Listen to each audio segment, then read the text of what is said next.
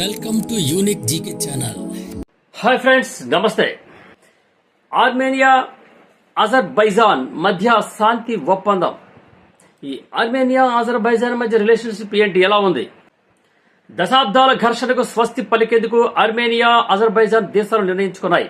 America అధ్యక్ష భవనంలో జరిగిన కార్యక్రమంలో అజర్బైజాన్ అధ్యక్షుడు ఇల్హాం అలియేవ్, ఆర్మేనియా ప్రధానమంత్రి నికోల్ పాషిన్యాన్ శాంతి ఒప్పందంపై సంతకాలు చేశారు. రష్యా ఆధిపత్యం క్షీణిస్తున్న ప్రాంతాన్ని అమెరికా స్వాధీనం చేసుకోవడంతో పాటు కీలక రవాణా మార్గాలను తిరిగి ప్రారంభించేలా ఈ రెండు దేశాలు సంయుక్త ఒప్పందం కుదుర్చుకున్నాయి. అలాగే అమెరికాతో కూడా వారు ఒప్పందాలపై సంతకాలు చేశారు.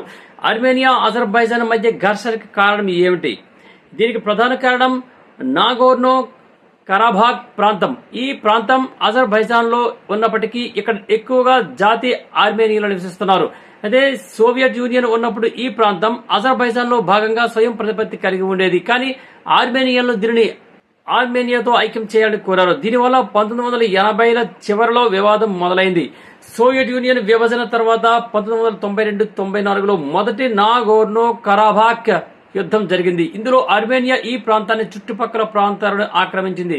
2020లో రెండవ యుద్ధం అజర్బైజాన్ టర్కీ మద్దతుతో నాగోర్నో కరాబాఖ్ లో కొంత భాగాన్ని తిరిగి స్వాధీనం చేసుకుంది.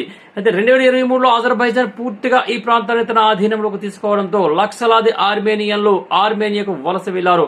ఈ ఘర్షణలో జాతి, ధార్మిక తేడాలు, ఆర్మేనియన్లు క్రైస్తవులు, అజర్బైజాన్ ముస్లింలు, ఈ జాతి ధార్మిక తేడాలు కూడా పాత్ర పోషించాయి. అయితే రష్యా ఆర్మేనియాకు, టర్కీ అజర్బైజాన్ కు మద్దతు ఇవ్వడం వల్ల ఉద్రిక్తతలు మరింత పెరిగాయి. చివరకు 2025 ఆగస్టు 8న అమెరికా మధ్యవర్తిత్వంతో శాంతి ఒప్పందం కుదిరింది.